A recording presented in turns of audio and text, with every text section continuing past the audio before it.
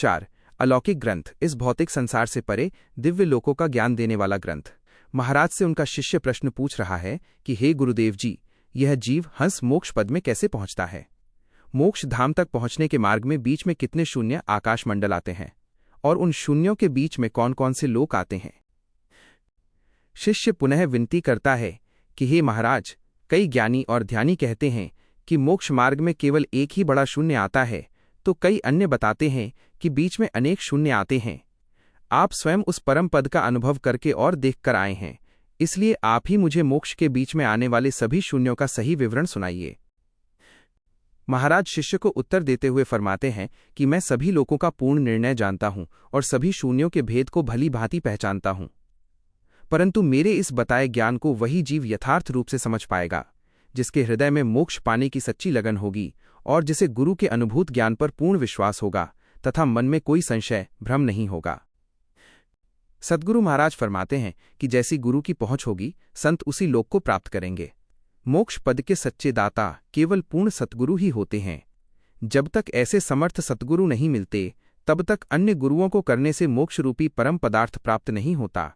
मोक्ष के अतिरिक्त जितने भी अन्य लोक हैं, उनके दाता अन्य संत होते हैं, जो अपने अपने लोकों के स्वामी विधाता हैं। मैं तुम्हें एक अलौकिक ग्रंथ का भेद बताता हूं। मैंने अपनी अनुभूत दृष्टि से देखा है कि सभी लोक एक दूसरे से भिन्न कैसे हैं और उन लोकों के सुख अलग अलग किस प्रकार हैं। वे सभी पृथक पृथक लोक और उनके सुखों का पूरा वर्णन मैं तुम्हें सुनाता हूं।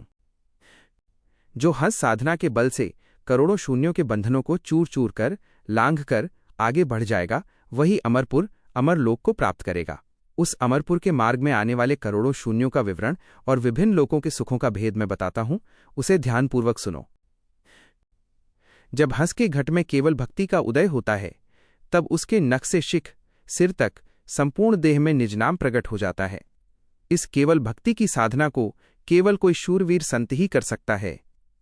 ऐसा सच्चा साधक अपने शीश पर अन्य किसी देहधारी को न बिठाकर केवल पूर्ण सतगुरु के शरण को धारण करता है।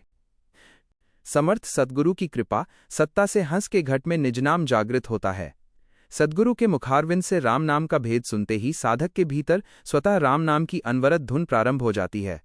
ऐसे हंस के शरीर में भक्ति रस की अमृत और सुगंधित धारा प्रवाहित होने लगती है और उसके घट में हीरे के समान दो दिव्य नेत्र खुल जाते हैं।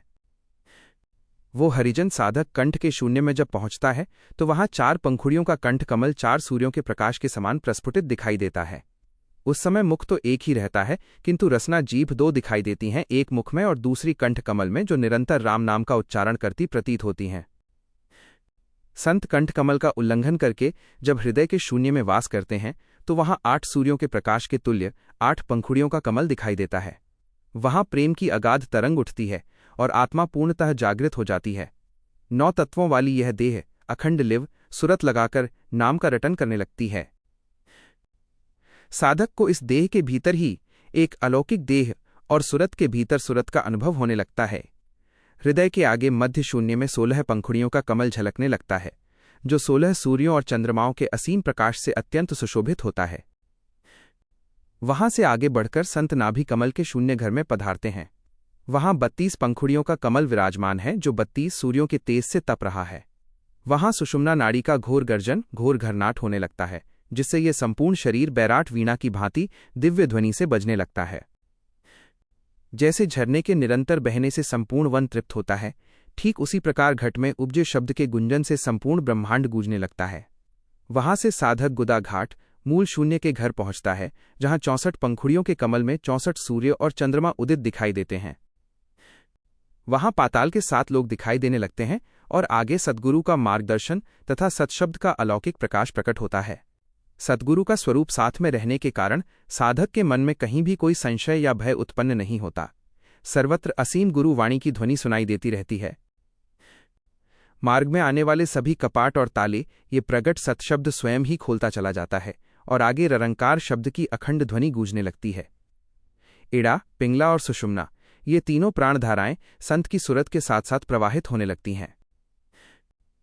साधक सातों पाताल के शून्यों और लोकों के मोह को त्याग कर पश्चिम दिशा ऊर्ध्व मार्ग का रास्ता पकड़ लेता है। पश्चिम के शून्य घर में जाकर संत साधना से युद्ध करते हैं, जहां एक अलौकिक कमल पूरी तरह से खिला हुआ दिखाई देता है। उस कमल की प्रत्येक पंखुड़ी पर एक एक सूर्य का प्रकाश होता है, जिससे कुल मिलाकर 128 सूर्यों का प्रचंड प्रकाश सुशोभित दिखाई देता है। वहां से 21 शून्यों, रीढ़ की हड्डी के 21 मणियों का छेदन करके साधक मेरु शून्य में प्रवेश करता है, जहां मेरु शून्य में नौबत, विशाल चौघड़ा और ढोल का महानाद बजने लगता है। मेरु शून्य में पहुंचने पर ररंकार र और ममकार म में से मायावी ममकार म का प्रभाव छूट गया और केवल ररंकार की धुन आगे गुंजायमान होने लगी। जैसे प्राचीन काल में राजाओं की सवारी निकलने पर घोड़ों पर रखे नगाड़ों पर डंका बजाया जाता था, ठीक उसी प्रकार एक अलौकिक नगाड़ा बज उठा और आगे के लोकों में संत के शुभागमन की बधाई, शुभ समाचार फैलने लगी। संत के स्वागत के लिए सभी देवता अपने शीश पर मंगल कलश लेकर सामने आए और वे वेदवाणी से संत का जय जयकार करने लगे। जिस प्रकार संसार के लोग अपने राजा का आदर सम्मान करते हैं, ठीक उसी प्रकार समस्त देवगण संत जन को परम आदर देते हैं। मार्ग में इंद्रलोक और ब्रह्मलोक आए तथा विष्णुलोक में भगवान विष्णु ने संत का भव्य स्वागत बढ़ावा किया। इसके साथ ही जनलोक, तपोलोक, सत्यलोक और महरलोक आदि स्वर्ग के 7 भुवन आए, जहां संत का जय जयकार हुआ और उनके आगमन का परम उत्सव मनाया गया। महरलोक आदि लोकों में पूर्व के लोकों की तुलना में दुगना प्रकाश दिखाई दिया। वहां के निवासियों का भाग्य, तेज और तप पहले से दुगुना था। वहां हजारों, लाखों और करोड़ों सूर्यों का असीम प्रकाश सुशोभित हो रहा था। कंठ शून्य के 4 सूर्यों के प्रकाश से गणना प्रारंभ करें तो आगे के प्रत्येक लोक में प्रकाश दुगुना होता जाता है। पार ब्रह्म तक ये तेज करोड़ों अरबों गुना हो जाता है। आदि सद्गुरु सुखराम जी महाराज फरमाते हैं कि सत शब्द, निज नाम का तेज इन सभी तेजों से सर्वथा परे है। जिस प्रकार प्रचंड सूर्य के सामने दीपक का प्रकाश तुच्छ दिखता है, उसी प्रकार सतशब्द के सामने करोड़ों सूर्यों का प्रकाश भी दीपक जैसा प्रतीत होता है। साधक संत में प्रकट हुए उस ब्रह्म तेज का वर्णन वाणी द्वारा नहीं किया जा सकता, क्योंकि उनमें साक्षात ब्रह्म का तेज समा जाता है।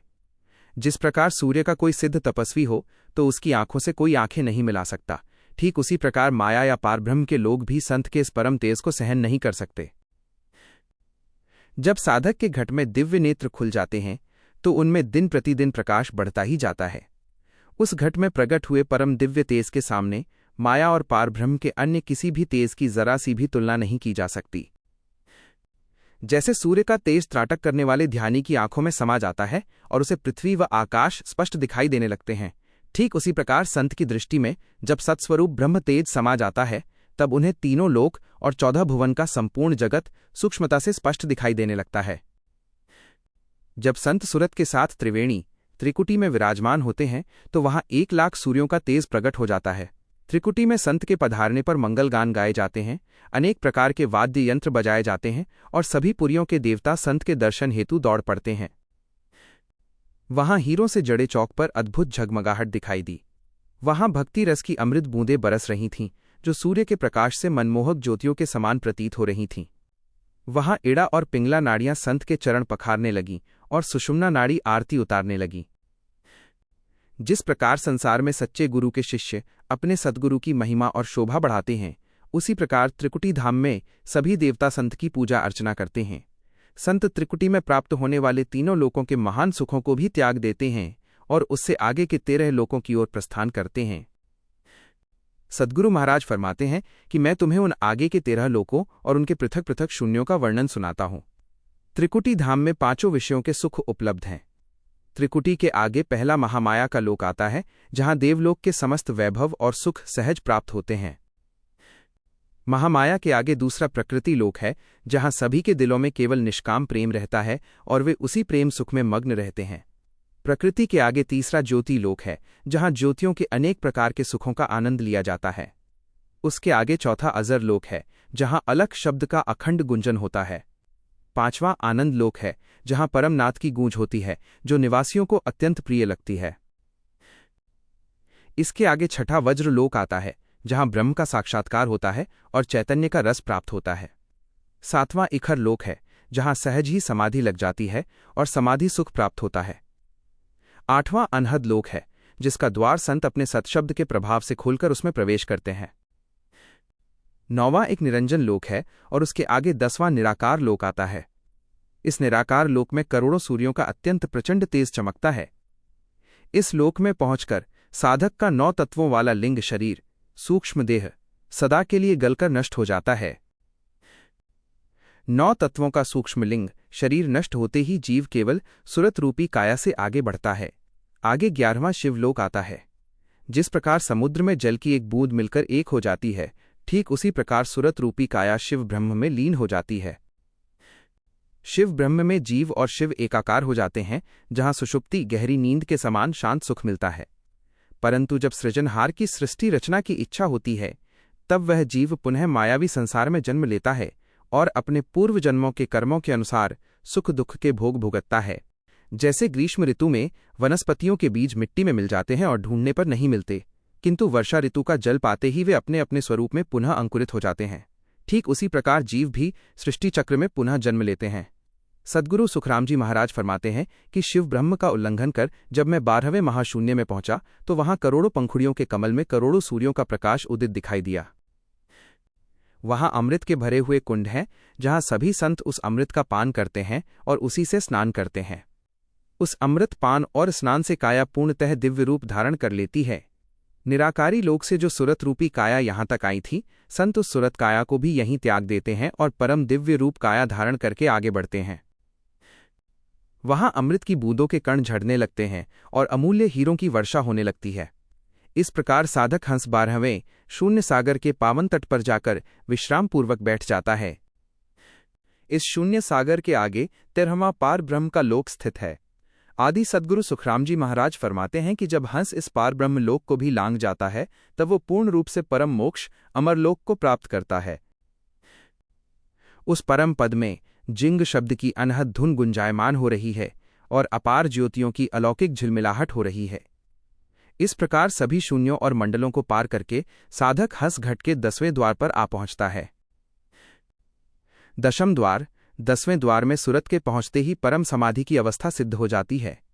वहां पहुंचने पर मुख से राम नाम स्मरण करने की बाह्य विधि की आवश्यकता नहीं रहती, बल्कि बिना मुख के प्रयास के स्वतः ही शरीर के रोम रोम में सुरत की लिव वृत्ति से राम नाम की अखंड धुन गुंजायमान होने लगती है। 10वें द्वार में प्रवेश करने पर साक्षात सत्स्वरूप साहब का प्राकट्य होता है, जिनकी महिमा का गान तीनों लोकों और 14 भुवनों के सभी निवासी करते हैं। वे सत्स्वरूप साहब ही संपूर्ण सृष्टि के सच्चे सृजनहार उत्पत्ति करता हैं और उन्हीं की परम सत्ता से ये आद्य इच्छा माया प्रकट हुई है। उस आद्य इच्छा का ही ये संपूर्ण ब्रह्मांडीय विस्तार है। तीनों लोक और 14 भुवन उसी के पसारे हैं। आदि सद्गुरु सुखराम जी महाराज फरमाते हैं कि जब मेरी सुरत 10वें द्वार की समाधि में पहुंची, तब इस घट के भीतर अनंतानंत दीपकों के समान अलौकिक प्रकाश प्रकट हो गया। संपूर्ण घट के भीतर सत्शब्द का परम प्रकाश फैल गया, जिससे आधि, व्याधि, उपाधि, वृद्धावस्था और जन्म मरण रूपी यम की समस्त ज्वालाओं पर विजय प्राप्त हो गई। मेरे 10वें द्वार में सत्शब्द की अनहद ध्वनि गर्जना करने लगी। आदि सतगुरु सुखराम जी महाराज फरमाते हैं कि जिसके 10वें द्वार में ये शब्द धुन प्रकट होती है, उसी समर्थ संत को सृजनहार की ओर से सतगुरु की परम पदवी प्राप्त होती है। ऐसे पूर्ण सतगुरु जब जीवों को मिलते हैं, तो मोहाग्रस्त जीव तुरंत जागृत हो जाते हैं। उनके समस्त भ्रम, संचित कर्म, मन का चंचल स्वभाव और 5 विषयों के विकार भाग खड़े होते हैं। वे संत जिसके जीवन में आते हैं, उसके अज्ञान में सोए हुए जीव को निर्भय शब्द का भेद सुनाकर जगाते हैं और अनंत शून्यों को पार कर 10वें द्वार पहुंचने का गुप्त मार्ग प्रदान करते हैं। इस अलौकिक ग्रंथ में बताए गए शून्यों का जो साधक लांघ कर आगे बढ़ जाता है, वो पुनः कभी इस भवसागर संसार चक्र में लौटकर नहीं आता। मार्ग में शून्यों के भीतर अनेक शून्य आते हैं, किंतु मैंने केवल मुख्य और विरले शून्यों का ही विवरण सुनाया है। समाधि देश के मार्ग में आने वाले समस्त लोकों के निवासी संत का जय जयकार करते हैं और ब्रह्मा, विष्णु तथा महेश भी संत जन की वंदना करते हैं। इस प्रकार संत सभी देवलोकों और शून्यों का अतिक्रमण करके परम समाधि देश में प्रवेश करते हैं। आप मुझे अमरलोक के अलौकिक सुखों के बारे में बताइए और ये भी समझाइए कि वो अमरलोक किसके आधार टेके पर स्थित है। अमरलोक तो सदा अचल, स्थिर और माया के परे है। 10वें द्वार पहुंचने के बाद तो मुख से होने वाला सुमिरन भी विश्राम ले लेता है, जबकि अमरलोक उस 10वें द्वार के भी परे है। जब मुख सुमिरन की सीमा समाप्त हो जाती है, तो फिर साधक का हंस किस माध्यम से अमरलोक में प्रवेश पाता है। मृत्युलोक में जो निष्काम केवल ज्ञानी संत प्रकट होते हैं, उनके भौतिक देह त्याग के समय अमरलोक से 52 गादी के दिव्य फरिश्ते संदेशवाहक आते हैं और उस हंस को आदरपूर्वक अमरलोक ले जाते हैं। जब केवल ज्ञानी समर्थ संत का अंतिम समय अमरलोक गमन का काल आता है, तब अमरधाम से 52 गादी के फरिश्ते उन्हें लेने पधारते हैं। जब वो संत अमरलोक पहुंचता है तो वहां उसकी ऐसी अलौकिक अमर कीर्ति और उत्सव होता है जिसे सांसारिक शब्दों में व्यक्त नहीं किया जा सकता। जब संत 9 द्वारों का अतिक्रमण कर 10वें द्वार को खोलकर अमरलोक की ओर गमन करते हैं, तब अमरपुर में सर्वत्र आनंद की बधाई बटने लगती है। अमरलोक के संत मृत्युलोक से आने वाले संत की अगवानी के लिए अमर विमान के साथ दिव्य फरिश्तों को भेजते हैं, जिस पर विराजमान होकर संत परमधाम पधारते हैं। उस दिव्य अमर विमान की छाया के नीचे यदि कोई साधारण मनुष्य भी आ जाता है तो उसे बिना किसी कठिन साधन के स्वतः ही मति ज्ञान, श्रुत ज्ञान, अवधि ज्ञान, मनःपर्याय ज्ञान और केवल ज्ञान, ये 5 परम ज्ञान प्रकट हो जाते हैं। जैसे हुमा पक्षी की छाया पड़ने पर दरिद्र भी राजा बन जाता है, वैसे ही अमर विमान का स्पर्श मात्र जीव को परम ज्ञानी बना देता है। जब मोक्ष का विशेष समय भगवंत समूह आता है, तब भरतखंड में मोक्षदाता समर्थ संत अवतरित होते हैं। उनकी आध्यात्मिक सत्ता से नर नारियों के समस्त भ्रम नष्ट हो जाते हैं और वे केवल नाम सत शब्द का रटन करने लगते हैं। ऐसे शुभ अवसर पर करोड़ों हंस संसार का मोह त्याग कर अमरलोक को प्राप्त होते हैं। जिन जिन हंसों को इस नश्वर त्रिलोकी माया के सुखों से पूर्ण वैराग्य और उदासी हो जाती है, वे ही वास्तव में अमरलोक के सच्चे अधिकारी निवासी होते हैं। अमरपुर के समर्थ संत ऐसे निष्काम साधकों को मृत्युलोक से सम्मानपूर्वक लाने के लिए अमर फरिश्तों को आज्ञा प्रदान करते हैं। संतों की आज्ञा पाते ही 52 गादी के फरिश्ते बिना एक पल का विलंब किए साधक हंस को अमरलोक ले जाते हैं। इस प्रकार समय आने पर अनगिनत हंस अमरलोक पहुंचते हैं। मृत्युलोक से पधारे हुए इन संतों का अमरपुर में अपार उत्सव, आदर और यशगान होता है। अमरलोक पहुंचने पर वहां के निवासी संत नवागंतुक संत को सत्य जल से स्नान कराते हैं और सत्यरूप के अचल वस्त्र पहनाते हैं। वहां के संत उस नए पधारे हंस के दर्शन कर करके परम आनंदित होते हैं और उनका मन दर्शन से कभी तृप्त नहीं होता। वे अत्यंत मधुर और अमृतमयी वाणी से उनका अभिनंदन करते हैं। 14 चौकड़ी 56 युग बीत जाने पर भी संतों का आपस में मिलने और प्रेम वार्ता का आनंद समाप्त नहीं होता। उनके बीच नित्य नूतन और मोहित करने वाला स्नेह बढ़ता ही जाता है, जिससे वे एक क्षण निमिष के लिए भी एक दूसरे से विलग होना नहीं चाहते। मैं उस अमरलोक की असीम शोभा का वर्णन कैसे करूं? मैं तो केवल एक छोटा सा नमूना झांकी प्रस्तुत कर रहा हूं। वहां के अखंड सुखों का यथार्थ वर्णन वाणी द्वारा असंभव है। वह धाम माया के किसी भी सहारे के बिना अधर स्व आधारित है, जो तीनों कालों में सदा सत्य और अचल रहता है। वो अमरलोक बिना किसी सांसारिक आलंबन के अधर द्वीप के रूप में स्थित है, जहां निवासियों के भवन अचल हैं। वहां के महलों में अनंतानंद सूर्यों का अत्यंत सुहावना और शीतल प्रकाश छिटका रहता है। वो अमर वैराट सत्य के एक अखंड खंभे पर टिका है और वहां के भवनों में सवा मन के विशाल अलौकिक मोतियों के झूमर लूम सुशोभित हो रहे हैं। अमरलोक के समस्त सुख सदा अचल अमर हैं।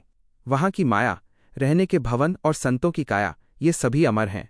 वहां बिना किसी विचार या चिंता के सभी सुख स्वतः प्राप्त होते रहते हैं।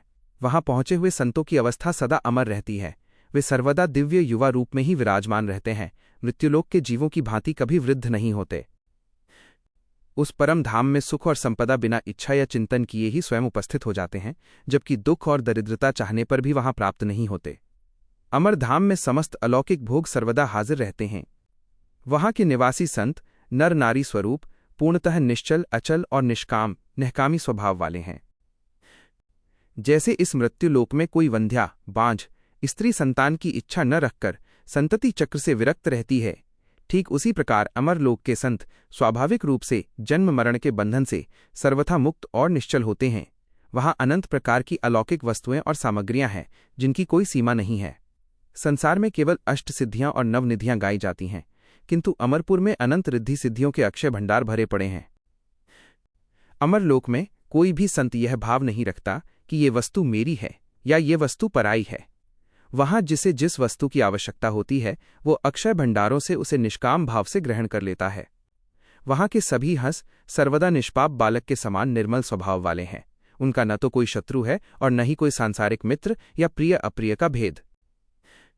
अमरलोक में त्रिगुणी माया की काम वासना या उसकी अतृप्ति का लेश भी नहीं है।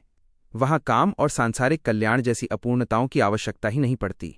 वहाँ संतों का आपस में मिलकर अलौकिक सुख का आदान प्रदान करने का ही सहज विधान है। वहाँ न तो काल का प्रवेश हो सकता है और न ही वृद्धावस्था व्याप्ति है। वहाँ न कोई किसी पर क्रुद्ध होता है और न ही कोप के भय से कोई कांपता है। वहाँ काया को थकान मिटाने के लिए निद्रा या विश्राम की कोई आवश्यकता नहीं होती, क्योंकि वहाँ का दिव्य देह कभी थकता ही नहीं। जैसे नींद से उठने के बाद जीव तरोताजा महसूस करता है, अमरलोक के संत सर्वदा उसी परम ताजगी और आनंद में स्थित रहते हैं। उस केवल धाम के सभी चौक बड़े बड़े अलौकिक मोतियों से सुशोभित हैं और वहाँ हीरे तथा रत्नों का अनंत प्रकाश छिटका रहता है। उस परम धाम के कई चौक अमृत के कुंडों के समान सजे हैं, तो कई चौक कल्प वृक्षों से आच्छादित हैं जिनकी तुलना नहीं की जा सकती। कई चौक चिंतामणि पत्थरों और संजीवनी जड़ी बूटियों के वैभव से अलंकृत हैं। तात्पर्य ये है कि जिन जिन दुर्लभ वस्तुओं की तीनों लोकों में महिमा गाई जाती है, वे सभी अनमोल वस्तुएं अमरलोक के चौकों की शोभा बढ़ा रही हैं। अमरलोक में कई चौक नागमणि और चंद्रमणि जैसी मणियों से निर्मित हैं, तो कई चौक अनमोल लाल रत्नों से जड़े हैं। जिस चौक का जैसा नाम है, वैसा ही अलौकिक जड़ाव उसमें जड़ा हुआ है। इस प्रकार 8 मुख्य प्रकार के चौक हैं, जो वहां के प्रत्येक दिव्य भवन से संलग्न जुड़े हुए हैं। अमरलोक में 16 प्रकार के मुख्य दिव्य भवन महल विद्यमान हैं।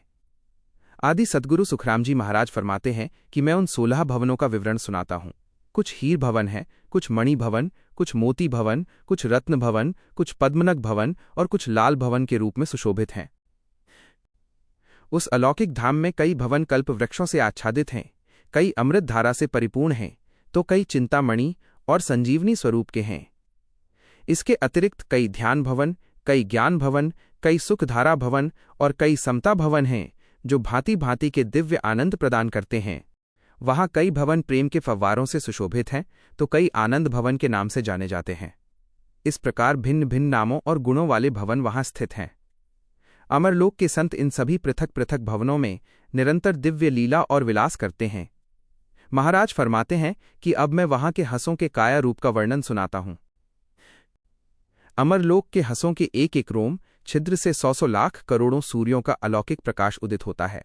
उनके संपूर्ण देह में अनगिनत सूर्यों का असीम तेज जगमगाता रहता है। वहाँ के सभी हंसों के श्रीकंठ में परम दिव्य मोतियों की मालाएं सुशोभित रहती हैं।